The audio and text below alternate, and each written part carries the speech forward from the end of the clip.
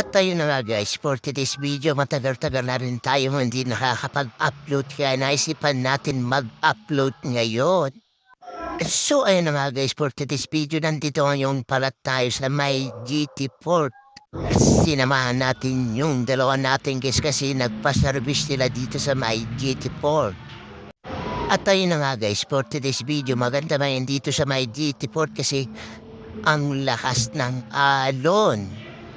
At ang dami pang nagsusurfing dito sa may Liu Beach, so. Saka ang dami yung tao dito sa may GT Port kasi pumunta sila dito sa may GT Port kasi ang ganda ng sunset dito at saka ang lakas ng kanat ng alon na ang gandang mag-picture at mag-video. At ayun na nga guys, naisipan ko na rin mag-video dito kasi matagal-tagal na rin ako hindi nakakapag-upload sa aking YouTube. Yan. At ayun na nga guys, habang nakatambay kami dito sa may GT Port, may nakita kami pababang Earthsweep na aeroplano. Ayan o, grabe, napakaganda. Ayan o, papunta na sa may kanyang destination sa may airport yan. Ang daming nagbibideo dito na guys, siguro guys yan, dito na lang babush.